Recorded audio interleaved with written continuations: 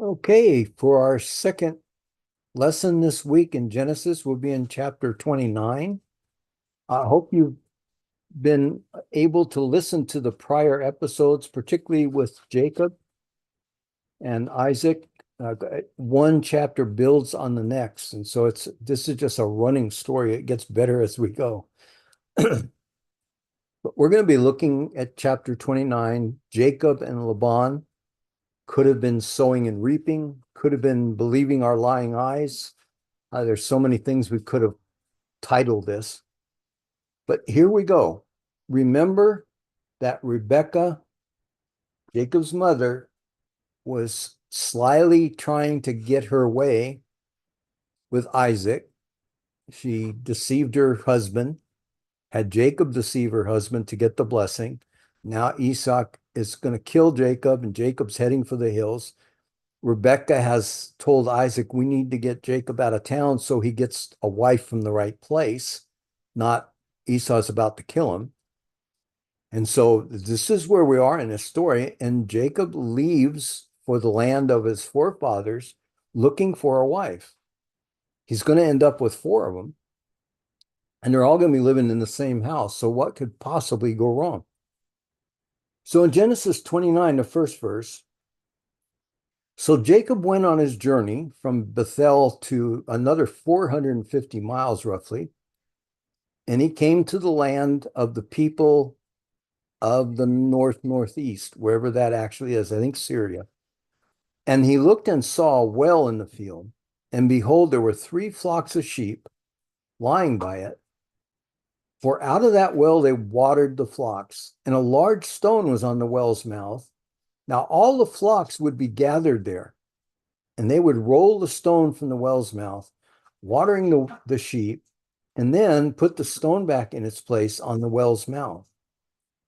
There were so many things here about this well and the flocks and the water and stuff and the stone. We just want to take a couple minutes and look at this. But it says he went. In Hebrew, it means he lifted up his feet in Hebrew. It means he was lighthearted. He had a spring in his step. He was footloose and fancy free. Remember, he's just coming from the Jacob's ladder incident. So he's been drudging along like Eeyore, woe is me, and now he's skipping. And it kind of fits with his personality. And he thinks he's left all his problems behind him. But a spiritual truth right here in the first verse, we can't run away from our problems. Wherever we go, we take them there with us. When you arrive, they're right there waiting for you, right? We need to deal with them. Can't get around them. Now, a well, today we just have wishing wells pretty much. Most people don't have wells in their house or property. It's not a wishing well, but it's a hole in the ground, literally, that was covered to protect the water from dirt and dust and animals falling in. It's a symbol of God's blessing, though, because it's providing living water.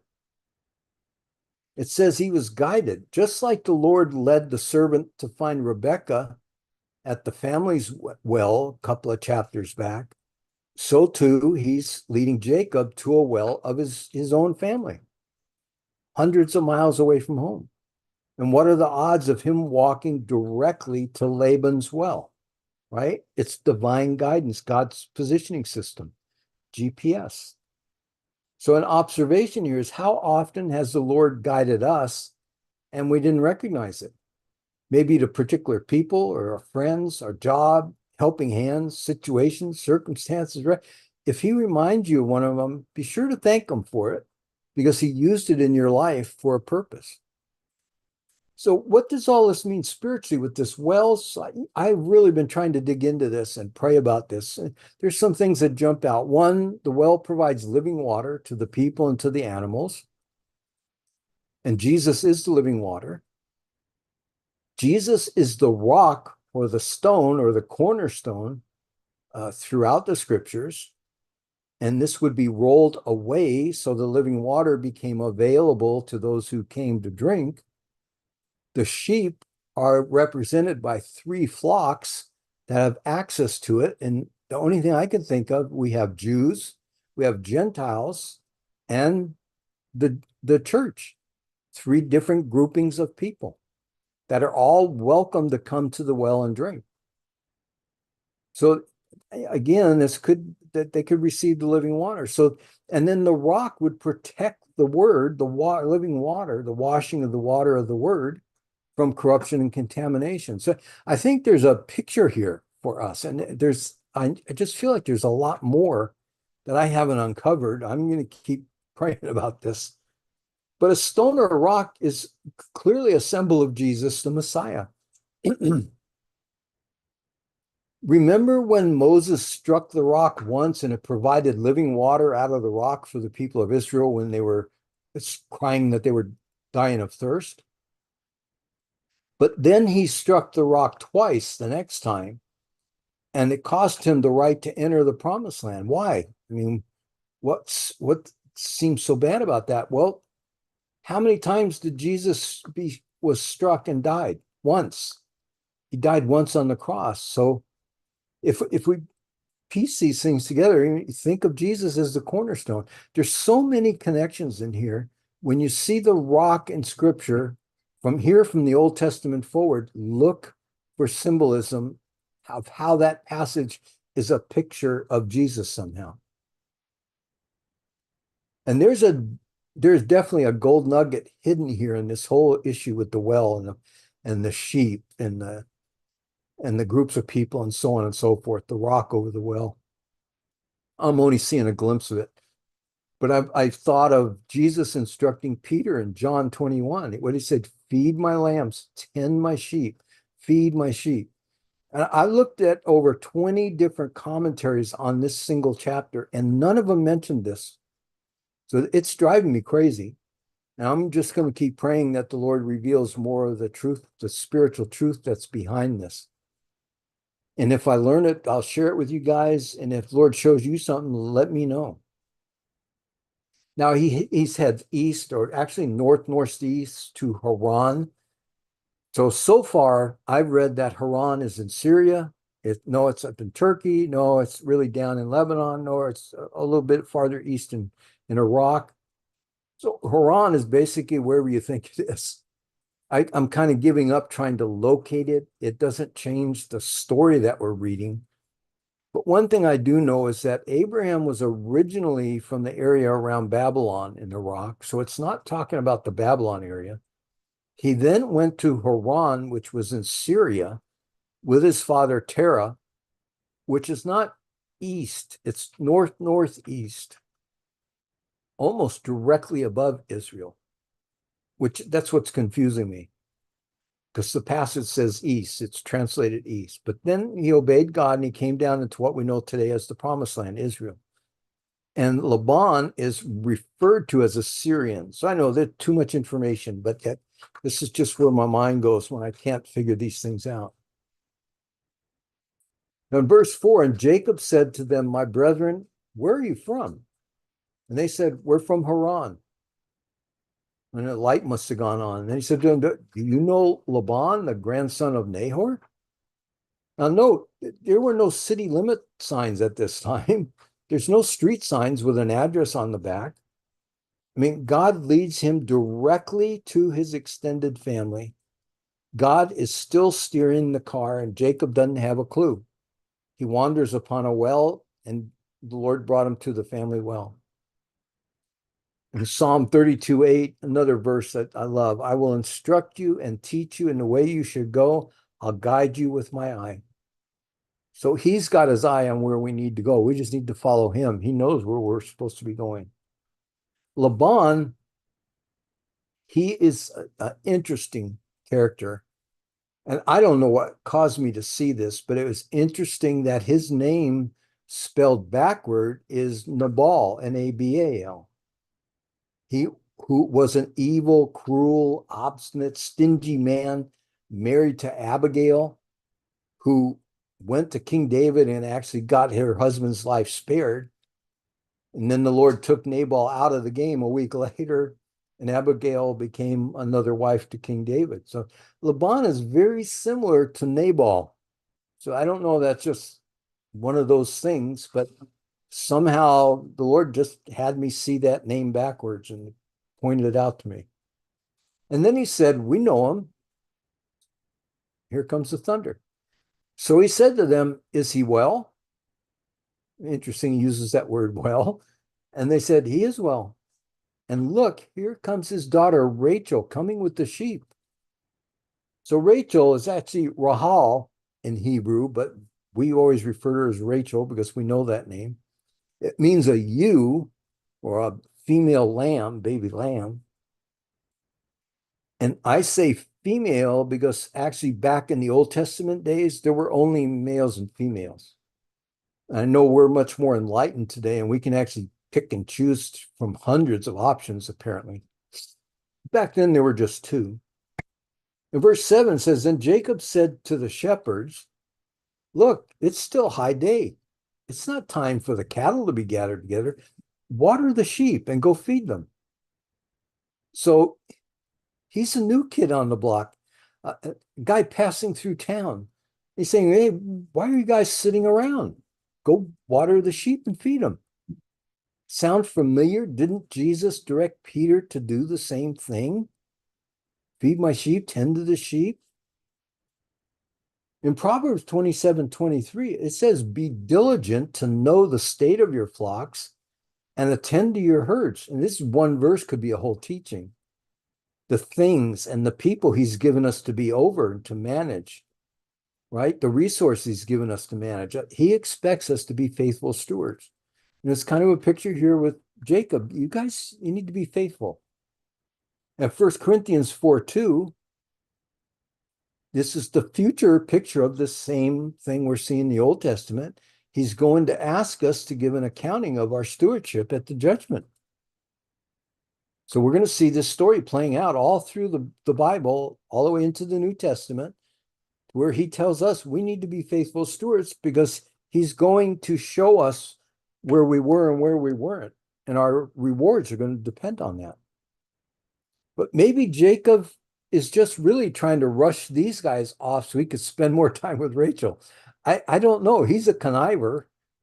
He's very deceptive. So this would be a good way to get rid of his competition, if nothing else. In verse 8, but then they say, well, we cannot until all the flocks are gathered together. And they have rolled a stone from the well's mouth. Then we water the sheep. It's just interesting when you add some inflection to this, right? This is a possible analogy for us. Jacob is now in a foreign land, different customs, different ways. People are living a different way. He's going to learn this the hard way from Uncle Laban here soon enough. But as believers, we are too. We are now sojourners in this a lost world. We no longer fit in. We no longer match the customs of the world around us. We're no longer in Kansas, as the movie said, right? And they're saying, look, pal, this is how things are done here. And it sounds a lot to me like how the world is acting towards you and me today. That Bible stuff, that's just a bunch of hate speech. And all this conservatism and the MAGA things. I mean, you people are off the rails. And that's what's happening here in this picture. I think the Lord has given us a picture of what was coming, and we're living it right now. We are in the last days. So we need the Lord to help us navigate in this new environment we're living in today. Because what we now believe isn't usually what they believe or live by. We're the outsiders trying to get by on the inside here. And we used to be in the world before we got saved, but right now we're outsiders. And so this world today for us and for Jacob is like walking through a minefield. We need Jesus to point out where the mines are so we don't walk right onto them. And we can just go along and live in the darkness. Jesus says we're to bring light into the darkness. Don't blend and don't bend. Just let the Lord be the navigator. And it's funny, in all of this, I've yet to see Jacob pray. Through this whole story, I never see him pray. He's just out wandering in a minefield. So I thought the word monotonous came to me. I'm thinking of these shepherds and Rachel, the shepherdess. Same old routine, day in, day out, right? Go get up, get ready, go to work, work all day, come home, sit down, have something to eat, get ready, go to bed, get up in the morning. That same thing over and over. You're on an assembly line at an auto factory, and you're the guy putting the left front tire on every Ford coming down the assembly line. I mean, it can drive you crazy if you're doing it simply for a paycheck. But if you do it as unto the Lord, then you do better with each tire. It doesn't matter what you do. You can be making a pizza for somebody. You could be reading the gas or electric meter. You could be painting their house. Doesn't matter what you're doing. Do it as unto the Lord. In Colossians 3:23, we take this Old Testament's image, move it to the New Testament, Colossians 3:23, whatever you do, do it heartily, as to the Lord and not to men, not to your boss, not to the company. Do it as you're doing it for the Lord. You'll do a whole lot better job because of who you're doing it for. And basically, he's telling us turn our jobs into a ministry to the Lord. And who is they? Right? Well, we got to sit here and wait, till the other shepherds come, and then they are going to move the rock. So I don't know who all they are, but notice it only took Jacob to roll away the stone. One person made all the difference. Didn't take a group. One person could make the difference. Now, the stone, like I mentioned, it prevents needless evaporation of the water in the well.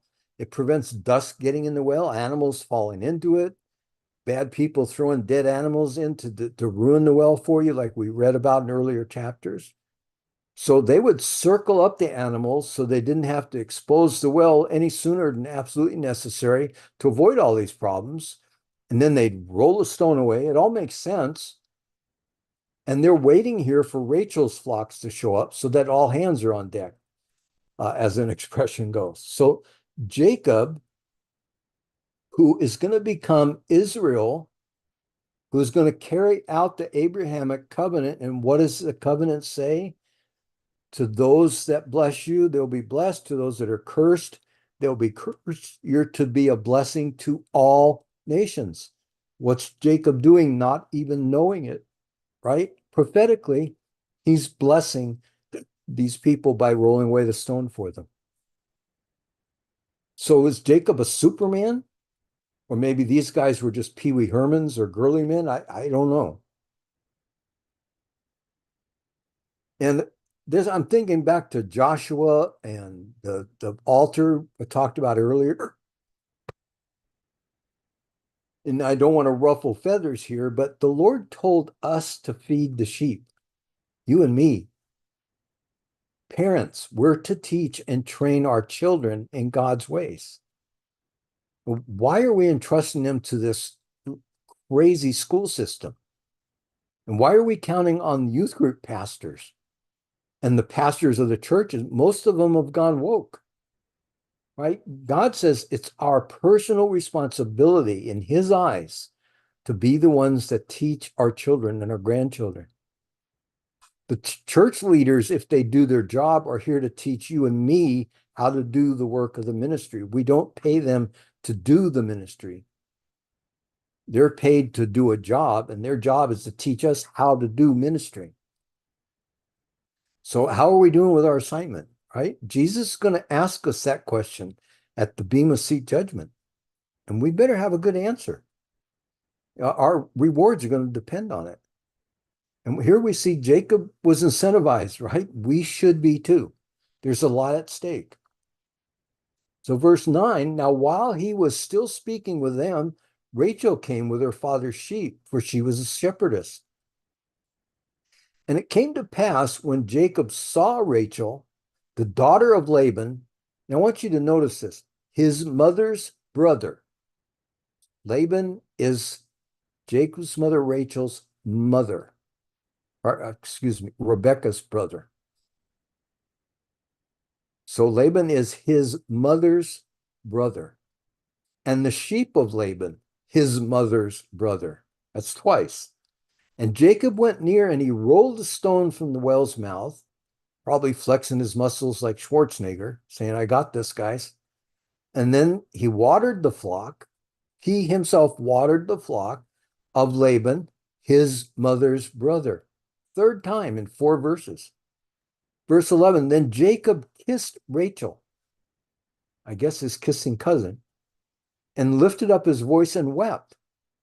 And Jacob told Rachel that he was her father's relative. I'm your nephew, your cousin. I'm his nephew, I'm your cousin. And that he was Rebecca, your Aunt Rebecca, I'm her son. So she ran and told her father. And this whole scene is just odd to me. She's a shepherdess. I mean, nothing special, right? Like Moses out in the wilderness, shepherding the flocks for his wife's dad, or King David, the run of the family, tending to the sheep for the family with all his brothers, who the father thought were all of them were clearly the one that would be the king of Israel.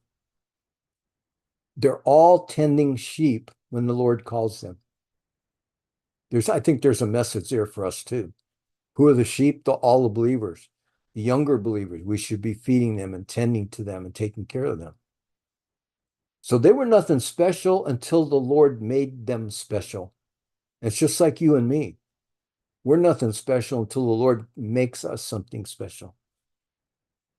In Luke 16:10, it says, he who is faithful in a little thing will be faithful also in much. And Hudson Taylor, a great missionary, said, a little thing is a little thing, but faithfulness in a little thing is a great thing. And that's a great thing to hang on to. No matter how little the things are that you're working on, be faithful in them because it will become a great thing. And so a spiritual truth here, I think, is that the Lord is watching to see if we'll be faithful in normal, everyday, mundane little things. Those are the people he's going to use. So as I read these few verses, I get the impression the Lord wants to make a point to us by telling us that Laban is Rebekah's brother 3 different times in 4 verses. Maybe it's because he's a lying, conniving deceiver, just like his sister. I don't know. But I got a hunch he wants us to see what's coming. And Rebekah deceived her husband Isaac 3 times.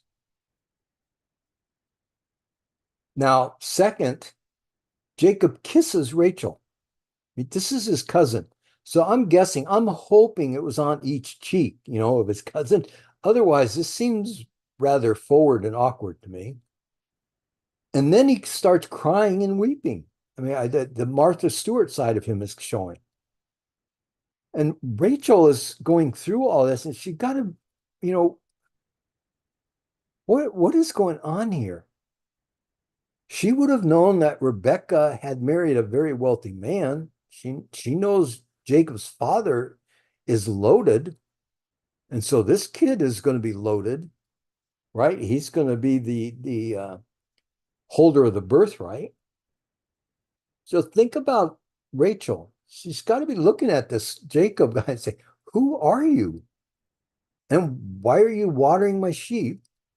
Why did you just come up and kiss me? And then why did you start crying? Do I smell bad? I mean, just picture this scene in your mind. This is strange. And notice that he waters the flock for Rachel. I missed this the first number of times I read through this, but his mother, Rebecca, watered the flocks of camels for Isaac, right? Both showing a servant's heart, but also part of this bizarro world we're going to see taking place here in these stories. It's just a reversing of roles. So in verse 13, then it came to pass when Laban or Laban heard the report about Jacob, whoa, this is his sister's son,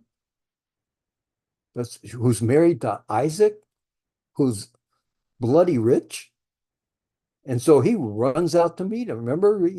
And he kisses him and he hugs him and he brings him into his house. Remember last time when his sister came and Isaac came to her and gave him all kinds of gold trinkets and money. And this guy is all about the money. So Jacob tells Laban all these things. And Laban said to him, surely you are my bone and my flesh. literally from Genesis 2:23, family were attached. Excuse me. And Jacob stayed with Laban for a month. Now, as we look at this, Laban or Laban, remember how he responded to Abraham's servant who came to find Rebekah to be Isaac's wife, a rich family that gives great, valuable gifts.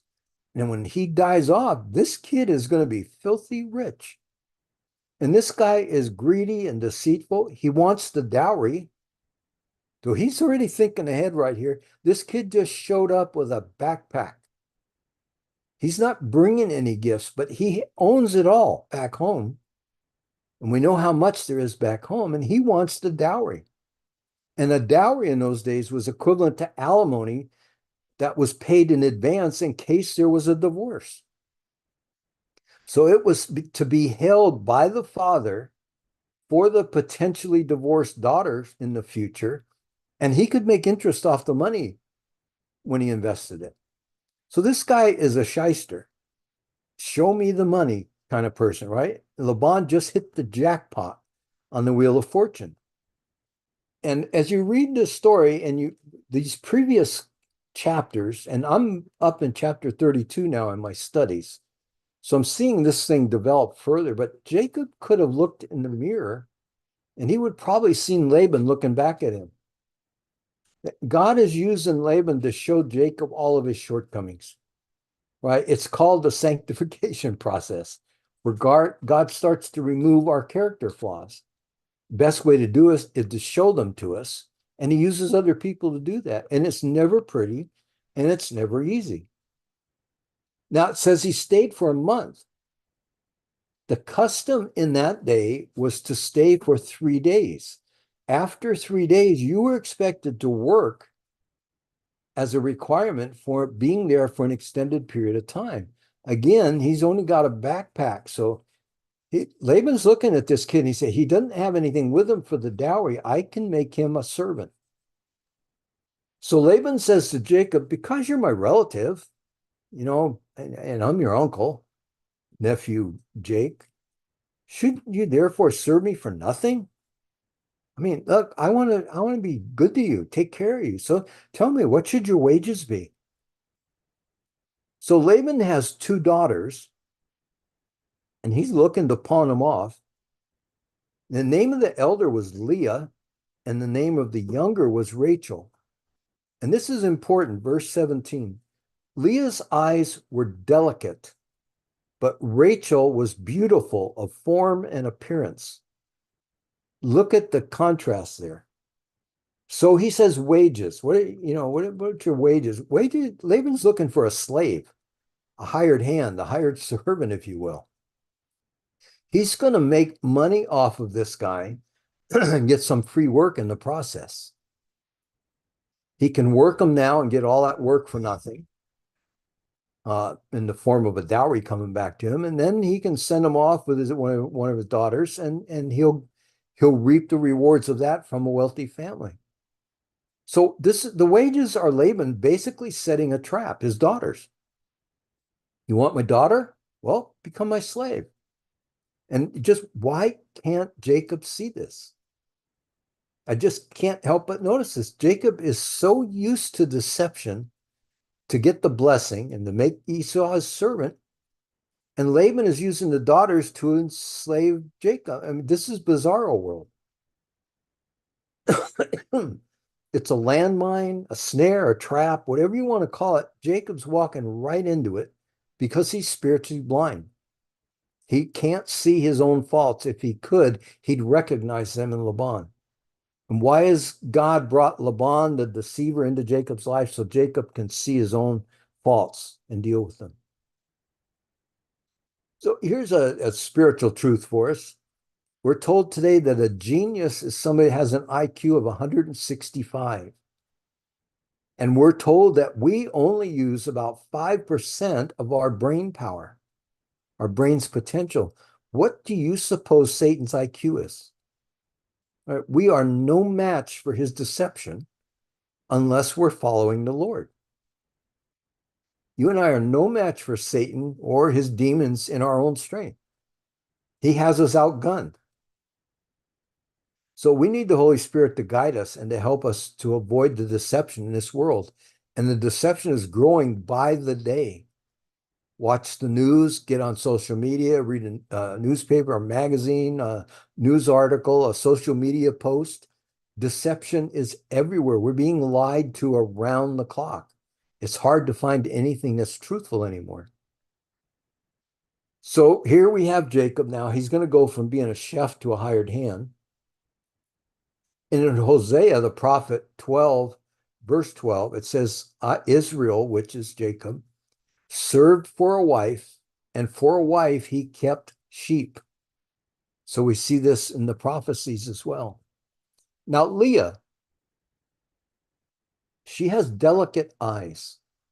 Well, what does that mean? Leah, her name, guys, sorry, ladies, but the first meaning is a wild or a mad cow. It kind of sounds like a disease, right? Mad cow disease. I mean, what a name for your daughter. Now, it can also mean weary or weak or dull, defective eyes, maybe even homely. I have to wonder if this doesn't refer maybe to spiritually blind as well. But tender eyes can mean blue because in that culture, it was uncommon for somebody to have blue eyes. It can mean poor eyesight. It could mean she's hard on the eyes, right? Like a mad cow. It can mean tender. There's so many ways to read into this verse. I'm going to give you my opinion. I think it's hard on the eyes or homely for the simple reason that she's being compared to Rachel, who's a knockout, a drop dead gorgeous 10 rating. And so he says she's got these weak eyes and Rachel is just a knockout. So I have more to think that has to do with looks than anything else. But there's always a spiritual side to these things. Rachel, she's a hottie. She's a 10. And it's interesting to me, Abraham had Sarai, who was a knockout at 90 years of age. Isaac marries a gorgeous woman in Rebecca, and here's Jacob going for the same thing. So there must have been some resentment between these two girls growing up, right? I mean, another complicated, competitive family. Now, Jacob loved Rachel. So he said, I will serve you, Laban, 7 years for Rachel, your younger daughter. Okay, I want you to notice this. Jacob loved Rachel by name. I will serve you 7 years for Rachel, your younger daughter. He's being very clear on which daughter he's interested in. Remember this. So Jacob showed up with a backpack, and his dowry now is going to be working day and night for 7 years to pay for who? Rachel. And we're going to see how wealthy Laban becomes, how wealthy Laban became from Jacob's efforts. Jacob agreed to way more than the typical dowry, right? And Laban's probably realized he's going to be able to take advantage of this kid. So there's more coming. So the question here, what's missing here? I don't see the Lord. I don't see Jacob praying or asking the Lord to lead him to his wife. Remember, the servant kneeled down at the well and prayed and put out a fleece. Have somebody come and I'll ask for a drink and they'll offer to water my camels. And he went through this whole thing and repeated the story twice. I don't see any of that here. Jacob shows up, hits the right well. He sees Rachel and that's it. So it's, Lord, could you show me who I'm supposed to marry here? Instead, he goes entirely on looks. Again, he's not off to a good start here. The lust of the eyes and the lust of the flesh. Another New Testament principle we're given. And it says Jacob loved. The word is ahab, A-H-A-B, and it means physical attraction, love by sight. See, there is no spiritual connection like we would think of agape love, godly kind of love. Jacob's going on the looks, physical, not the spiritual character. So as an application, we don't want to put physical before the spiritual when we're making decisions, whether in a mate or a job or anything else. Always take the spiritual glimpse of things before you make a decision, because looks can be deceiving. Observation, what does our culture do today? Well, think about it. We go out online to what? eHarmony or maybe Tinder, and you look at a picture and you see Rachel and you swipe right and it turns out to be Leah, the mad cow. But this is how it works today. Now, I wonder how bad it's going to get with how many kids have been and still are homeschooling or school from home with the public schools. They don't have any friends. They don't have any connections. Most of us meet people in school and we grow up with them. We know something about them generally. And these kids at home on a computer looking at a teacher doing their lessons, I mean, they don't have any of that to fall back on. So as we're going to see, as this story develops, Jacob's going to end up with 4 different wives. Right? He probably should have prayed. And I have to wonder, what was the Lord's choice for him? What would it have been? Nevertheless, he knows what Jacob will do and does do, and he uses all of it anyway to accomplish his plan. So even when we mess up as his children, he uses everything to accomplish his plan because he saw the beginning from the end. He already knows how it all turns out. In verse 19, Laban said, "It is better that I give her," notice her, not Rachel, "to you, this rich kid, than I should give her to another man. So stay with me." So Jacob served 7 years for Rachel, and they seemed only a few days to him because of the love he had for her. So Laban says, "No, I give her to you over another man." Of course, because Jacob's loaded. It makes a bigger dowry for Laban and future benefits. We're going to see how big the dowry is going to get. So 7 years, he buys the farm without ever inspecting it. Yeah, I'll work for you for 7 years, solely on looks. His hormones are raging. What could possibly go wrong here? So verse 21, Jacob said to Laban, after the 7 years now, "Give me my wife, for my days are fulfilled, that I may go into her." And Laban gathered together all the men of the place and made a feast.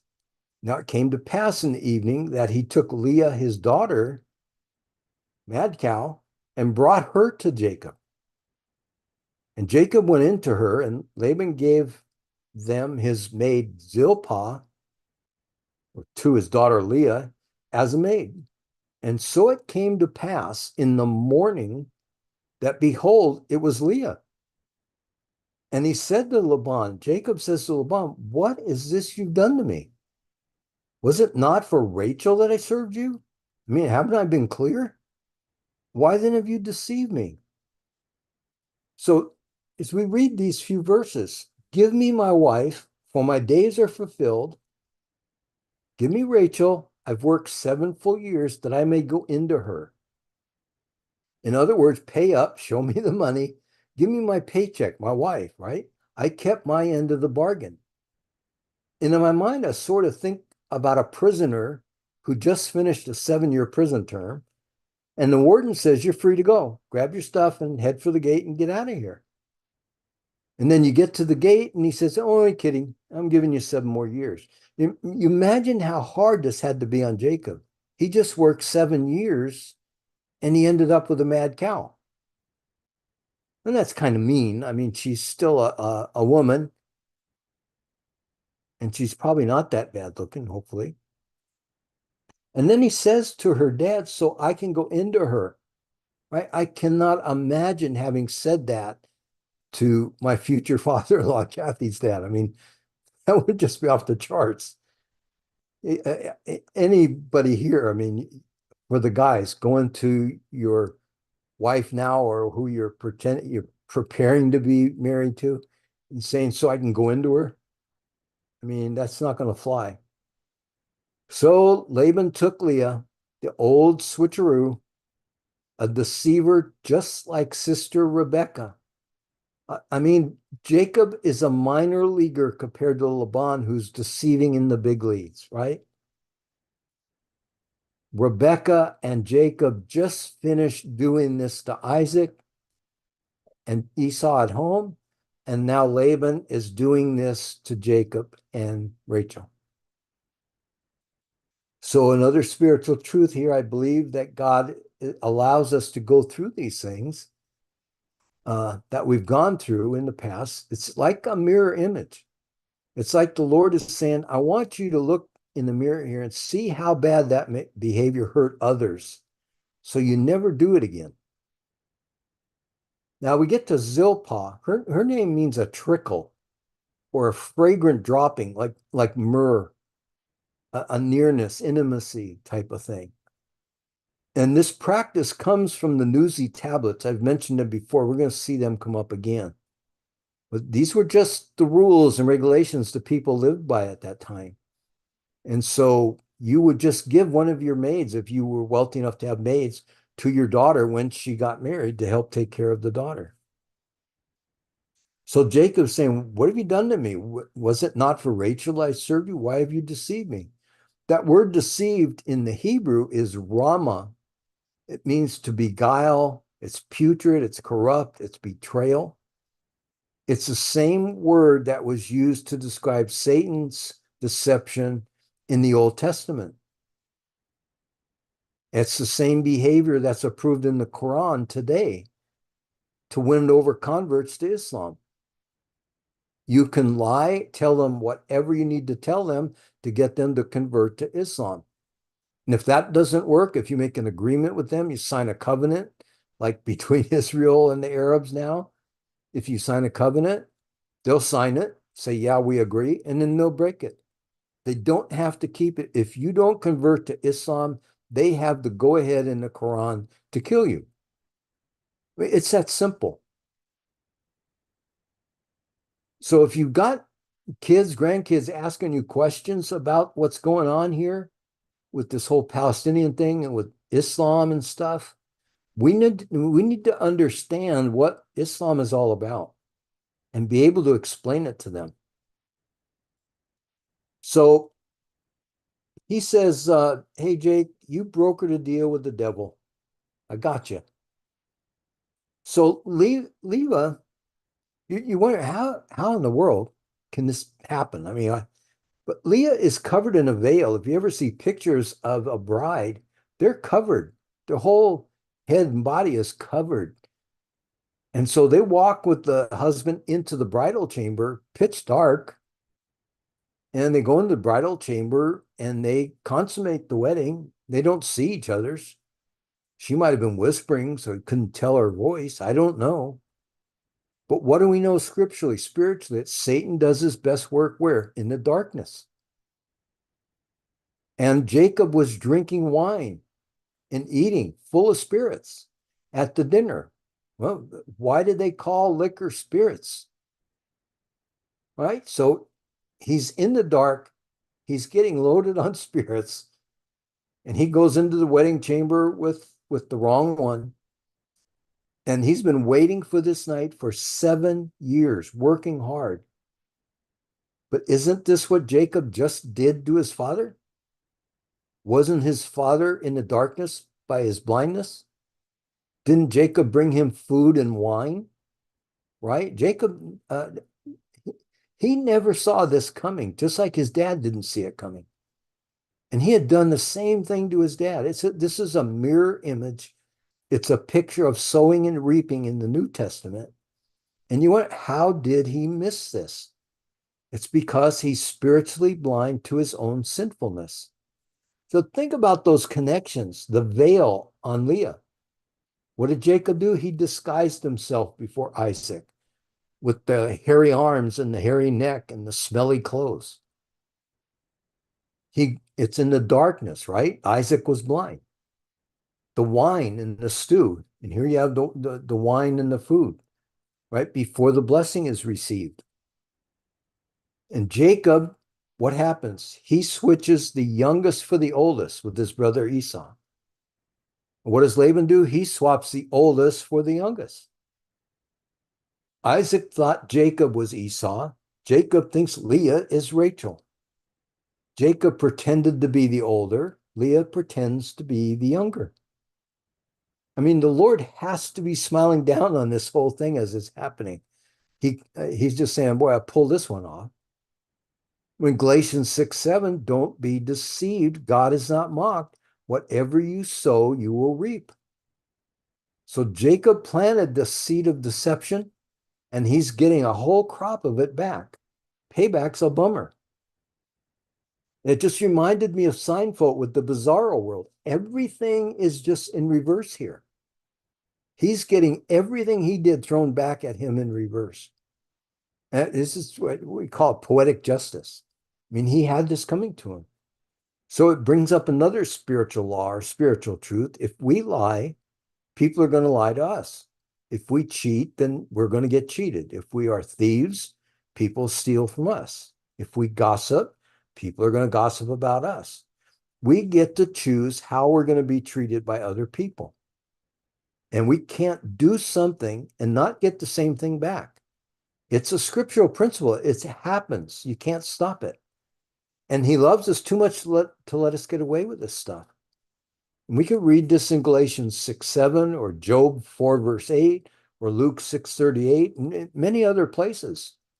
It's a spiritual principle of God. You reap what you sow.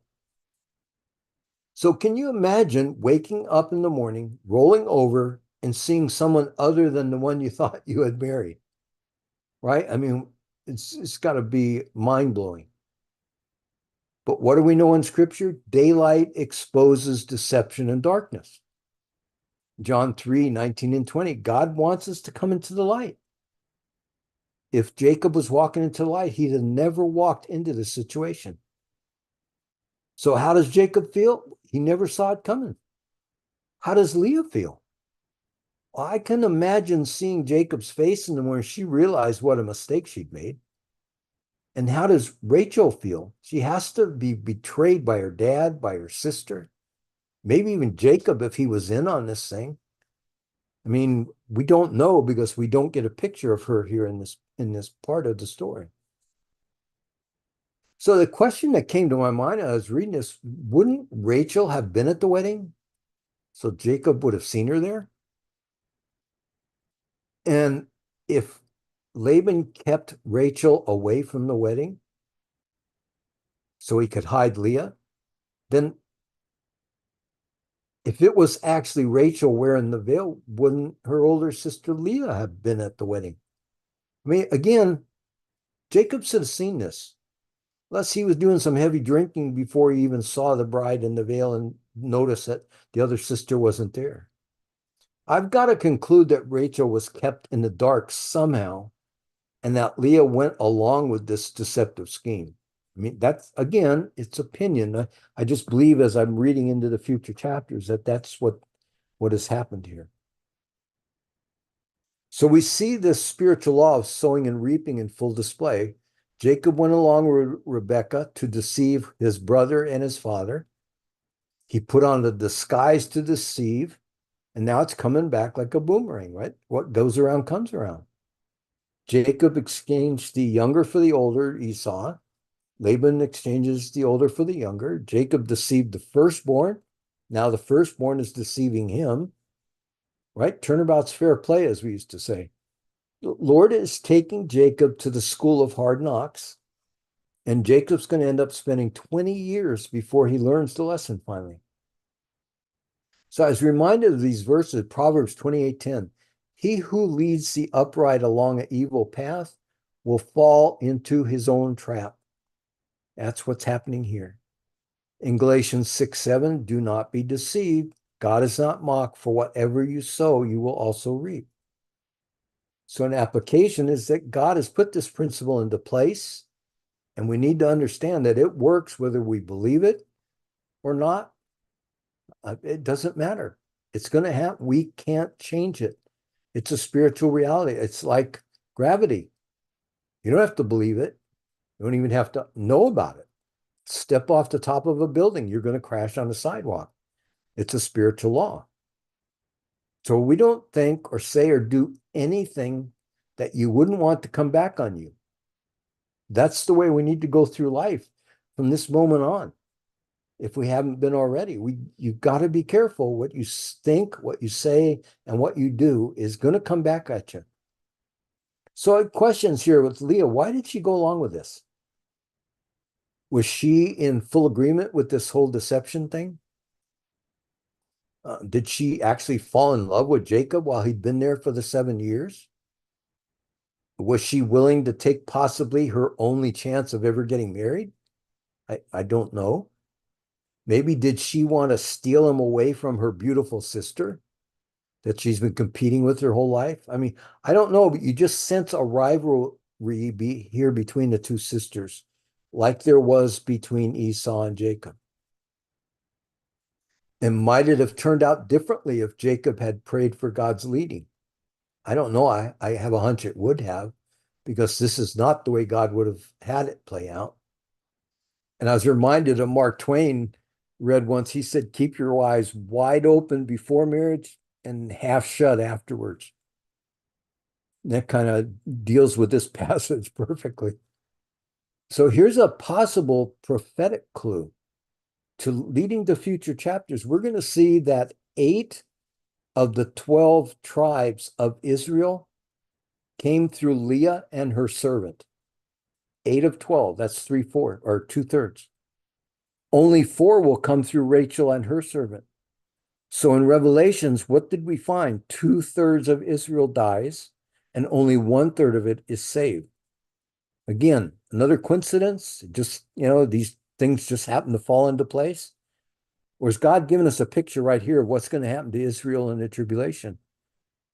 Where we know in Zechariah that 2/3 of the Jews are going to die in the tribulation, and only 1/3 will come to Christ.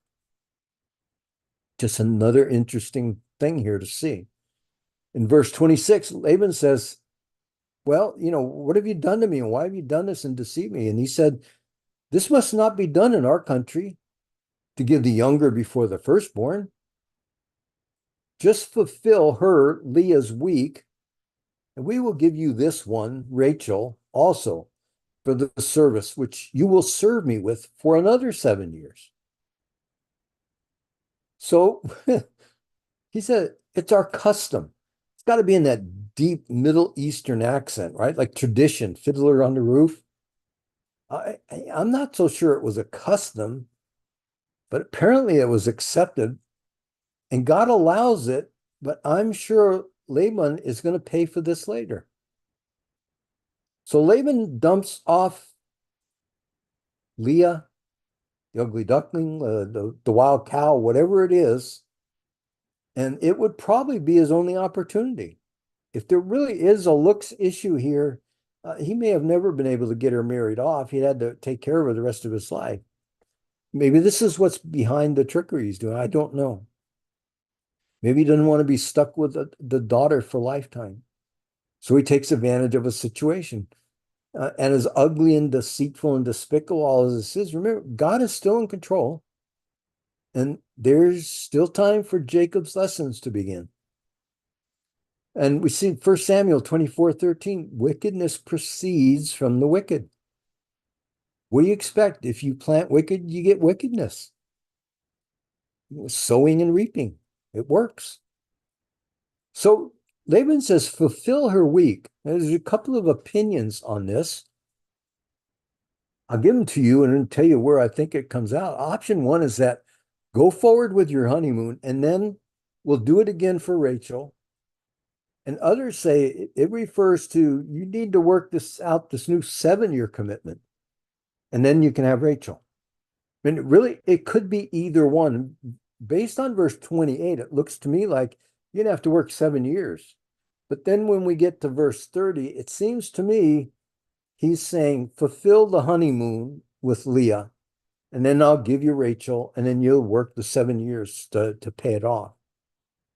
I think that's how this is going down, because we're going to see these women giving him children as we go forward. So Jacob's now 84 years old, right? So what's 7 more years? And Laban, he gets two dowries for the price of one. I mean, this guy he's a money grabber. And isn't this a picture of Israel's history? All through the Old Testament, they ignore God, they go into slavery, they serve a sinful nation, they get set free, rinse and repeat. This goes over. Our book of Judges is all about this problem. They go through a whole series of judges. It's the same story over and over again. And it's going to keep happening to them today and into the future until they finally surrender to God. Is it happening today? Well, Israel is enslaved today by the U.S. military complex. We just told them, Biden just told them, no weapons, no artillery, unless you go along with this peace plan we're throwing out, which means you stop the war, you leave Gaza entirely, and they'll give you 10, no, I think 30 hostages, and you give them back 300 or 3,000 or something. It's absolutely insane. Israel can't do it. And again, I think that's why they're going to be forced into using a nuclear weapon here before long. That might be what destroys Damascus overnight. Just keep your eye on the news every day. And when the tribulation period happens, they're finally going to sell their souls to the Antichrist. That'll be the last time. 2/3 are going to sell out to Antichrist. They're going to buy his lie, and they'll go into his captivity, and they'll end up dying. So we have Jacob, who is Israel, in captivity to Laban. We're going to see Israel go into captivity in Egypt, and later we study in Daniel, they go into captivity to Babylon, and then to Greece, and then to Rome, and then in the 19th or 20th century, they go into captivity in Germany and the Holocaust. In the tribulation, it's going to be the Antichrist. I mean, Daniel 9:27 and 12 verse 7. I mean, we see this pattern all the way from Genesis to Revelation, from Laban to the Antichrist to the end of time.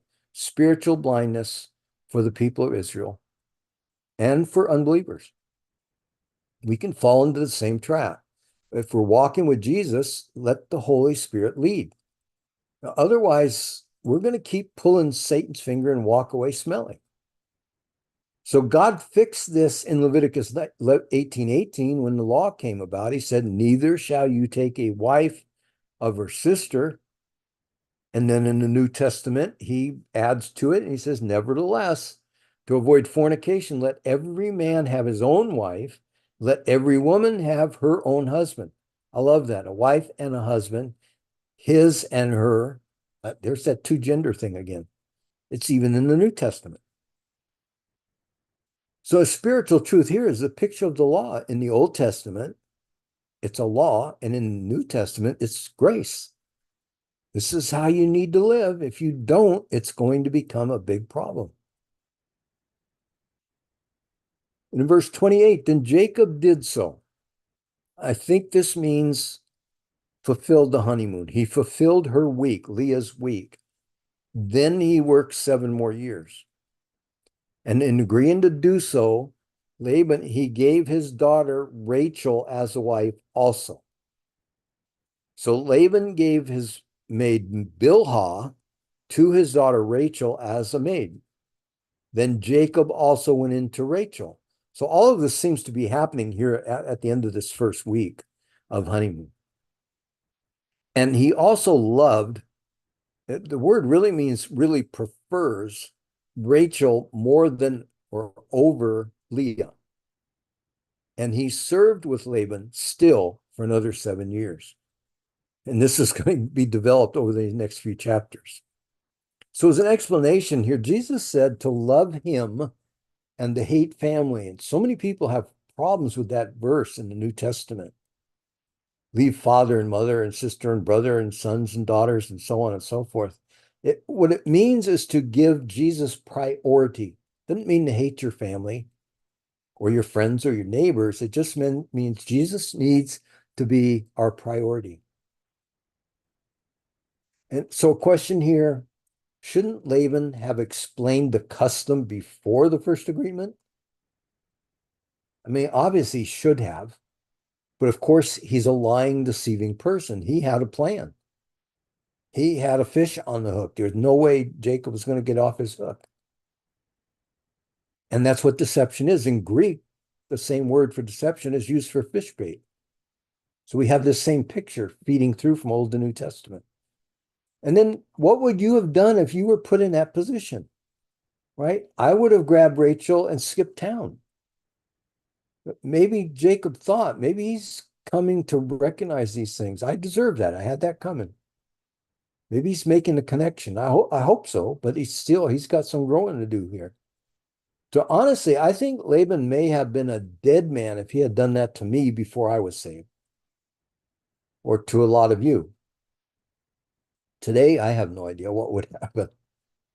But now this seems to imply that Jacob received Rachel immediately after that 7-day honeymoon period, that she also became his wife. Now he's got 2 wives and 2 maids of wives. And you'll see how this all plays out as we go forward. So immediately, with the condition that he works 7 more years, that's going to take him to 14. So he's got 2 wives who are sisters in 1 week, plus 2 concubines, which is what they'll become. I mean, that just boggles the mind. It just cue up the rivalries and the jealousy, right? What a mess. All of this is Laban's doing, but it's to fulfill God's spiritual law of reaping what we sow. Jacob had this coming. So the truth here, God is going to use ungodly people like Laban to accomplish his purposes in our lives, whether we like it or not, whether we like that person or not. It doesn't matter. God allowed this to happen. He took Jacob right to the well. So if he could do that, he knew how this was going to play out. He saw this all happen before any of them were ever born. So it would bring to pass the first 4 tribes of Israel. 2 of them are very significant. And maybe Jacob was looking at Rachel through worldly, fleshly eyes rather than through what God wanted for him. Regardless, God's in control of this whole thing. He's orchestrating this whole thing, or he's using our decisions to accomplish his purposes. And we don't even know it. It's all happening, and we're just going through it, getting bumps and bruises along the way. God said, okay, do it your way. I'm still going to have it turn out the way I want. And polygamy, which is what this is, God's instructions were, again, 1 man, 1 woman. Sorry to the leftists that might listen to this, but it wasn't prohibited in those days. All the way into the Old Testament. I mean, think Solomon. He ended up with 700 wives and 300 concubines. Can't imagine how he figured out where to go home for dinner at night. And then he's going to work another 7 years. So consider that this is Jacob's postgraduate work, if you will, in the School of Hard Knocks. He's majoring in you reap what you sow. So much for instant gratification. He's got to be wondering if it was all worth it. In Psalm 103:6, it says, the Lord executes judgment for the oppressed. So when we do something to somebody, God is going to execute judgment on us for doing it as payback for the person that got oppressed. So another observation here, or maybe a foreshadow, is that Jacob ends up with 2 sisters as wives. And I've just been studying this for something else. It had nothing to do with Genesis, but God has Israel as a wife. I don't know if you've ever noticed that in the scripture. God is married to Israel, the nation. You can read about that in Hosea, the unfaithful wife, Israel. Jesus, he's married to the church. That's his bride. So God, the Father, Israel will have 2 sisters, if you will, for brides, Israel and the church. And so if we look past this story, we can see a lot of foreshadows of things to come. I have no clue how many I've missed. I just keep seeing more of them. The more I go over this and read over this and read over this, which I'm done with tonight, but there's just no end to seeing these connections if the Lord just opens your eyes as you study. So look at this. Jacob wanted Rachel first. He got her second, right? Jesus came for who first? Israel. Who did he get second? The church. So if we look at it in this picture, think Leah, right? Israel's going to come second. Think Rachel. He came, he wanted a church. Israel wouldn't respond. Jesus ends up with the church. God ends up with Israel. And the order is just reversed. And how long is he working? For 7 years. How long before the Israelites, the third that remain, come to God the Father? 7 years at the end of the tribulation. How long is this the tribulation? 7 years. It's another pattern, another typology. So in verse 31, when the Lord saw that Leah was unloved, and that sounds so harsh, but it really means to be loved less or not unloved or hated. She just wasn't the first choice. He opened her womb, and Rachel was barren. So Leah conceived and bore a son, and she called his name Reuben, for she said, surely the Lord has looked on my affliction. Now, therefore, my husband will love me. Or how do you love me now? Right? Do you prefer me now? I've given you a son. My sister can't. And then she conceives again.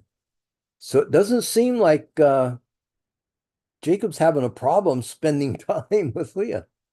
She conceives again, bears a son, and because the Lord has heard that I am unloved, he has therefore given me this son also, and she named him Simeon. And then she conceived again and bore a son and said, now this time my husband will become attached to me because I have borne him 3 sons. So therefore his name was called Levi. And then she conceived again and bore a son and said, now I will praise the Lord. And therefore she called his name Judah. And then she stopped bearing. So there's a lot of names here. All is giving us a story. Leah is barren, and God opens her womb. Rebecca is also barren, and her womb's not being open. But this is there's a reason for all of this. And this might imply that God saw her as an innocent victim, rather than a party to the hoax that was pulled off. I don't know. But she wasn't hated. She was just loved less than her sister. She wasn't the one that he chose to be married to. In Isaiah 54:5, here's a verse. It says, for your maker, God the Father, is your Israel's husband. The Lord of hosts is his name. So that's where we get this picture of God being married to Israel. And in Hosea, Israel is a picture of an unfaithful wife to her husband, Hosea is a picture of God. Rachel, she's also barren. So it's interesting, like Sarah was barren, Rebecca was barren, had to be prayed for, then Leah's barren, and she's given children. Now, we have this theme going on here. They're all barren, and they all have to be healed by God, all in his timing. There's probably a whole story behind that I just haven't unraveled yet. But the question is, why does God do this? I have no idea. I really don't. If I spent more time thinking on it, I've just been too busy thinking on all these other things. Then Bilhah comes along. Her name means troubled or terror. Who would name your daughter that? But she would eventually give Jacob 2 more sons, Dan and Naphtali. We'll see that in Genesis 30. And Leah conceives. So Jacob is making the best of a bad situation. He's got 2 wives right now. Leah gives him mad calves, I guess. I don't know, 4 wild cows. I have no idea. And now we see that they're the 4 tribes of Israel, the first 4 sons. And I find it interesting is that the people in Israel, in the Jewish culture, in the Bruce, the father always names the son. And here, Leah is the one who's naming the sons. You got to wonder why. Whether Jacob is just sleeping with her and she gets pregnant and she has the kids, it's all left to her. I mean, he's just kind of out of the picture. I need to be generating sands of the sea and stars of the heavens. And so I'll just make the best of a bad situation and she'll get pregnant and have kids and she can name them and raise them and whatever she needs to do. Now, then the next one is called Reuben, or the first one is called Reuben. His name means behold or look or see a son. He's provided for my affliction.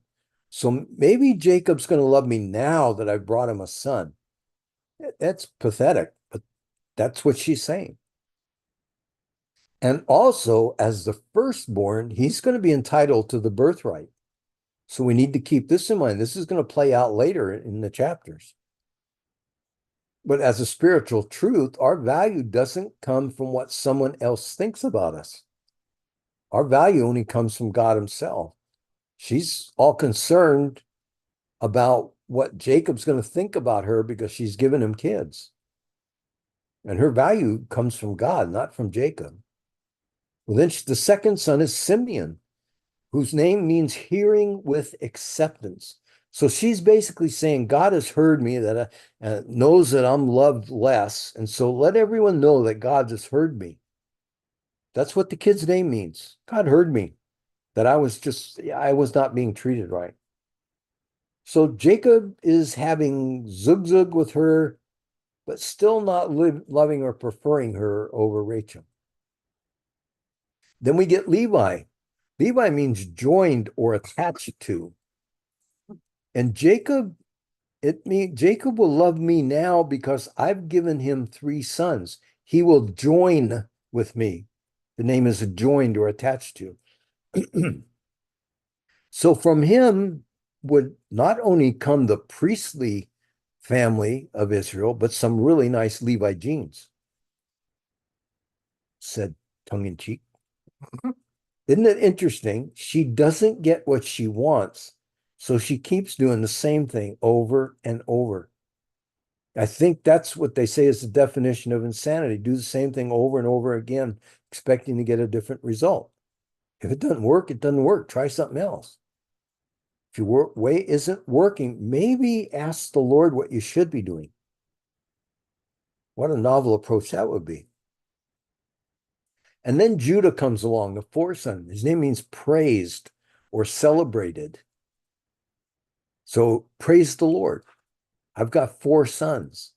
So perhaps Leah here is actually starting to focus on the Lord and her children rather than on Jacob and being the less cared for wife.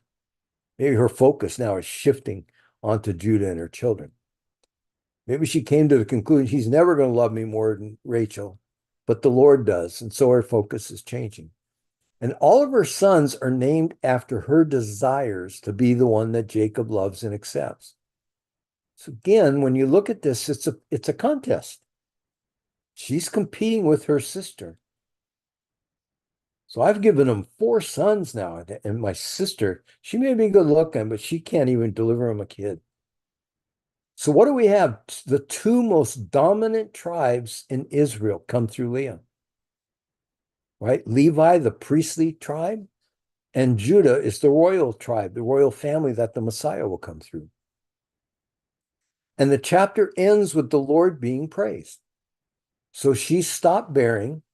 She had completed her God-given assignment without even knowing it. And the seed of the Messiah is going to come through her child. And so how about the main characters here? I've been asking you guys to look at the characters, see their good points and their bad points. And how do we measure up with these?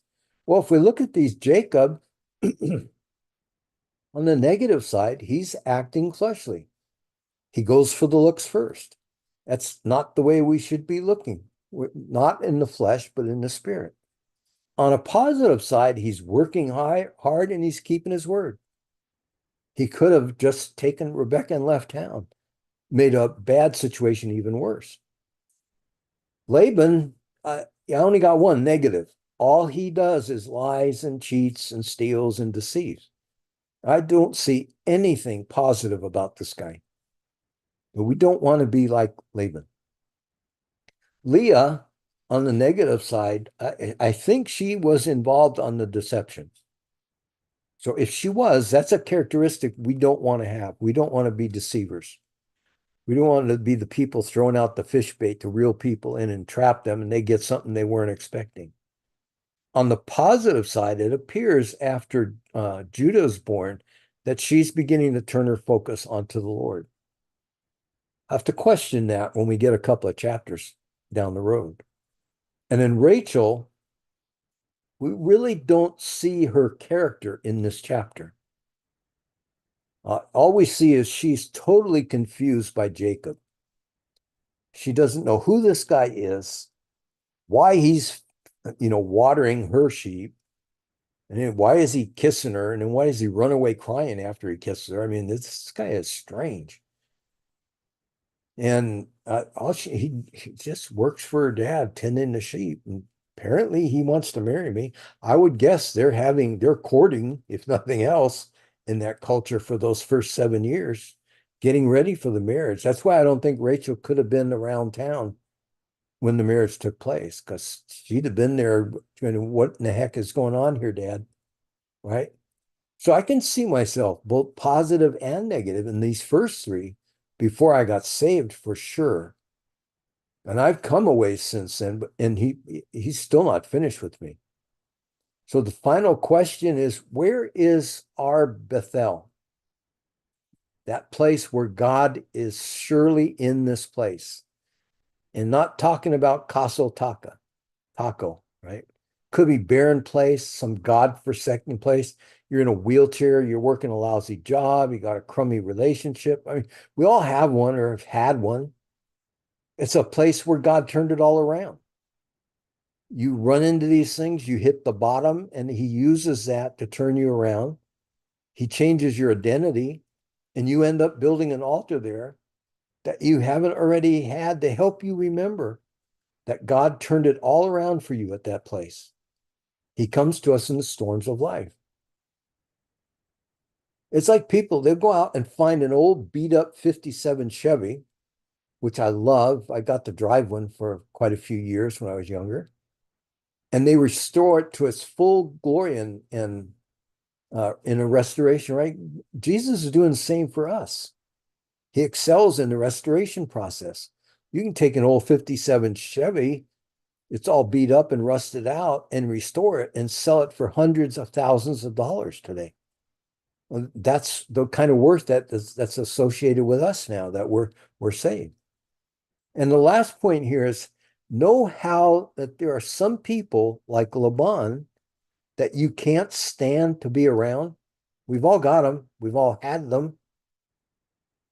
And after what we've read in this chapter, is it possible that the Lord is or was using them as a mirror to reflect back to you or me something we've been doing or are doing, right? Is the thing in them that bothers us so much, that rubs us the wrong way, something we're doing to other people? I think that's a lesson we need to take away from this thing. If there's somebody in your life that you just can't deal with them any longer, you just write them off. Maybe the Lord's trying to show you something.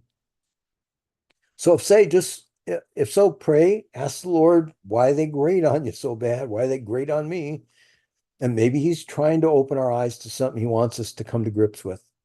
And when we do, and we're obedient, we'll end up with greater blessings.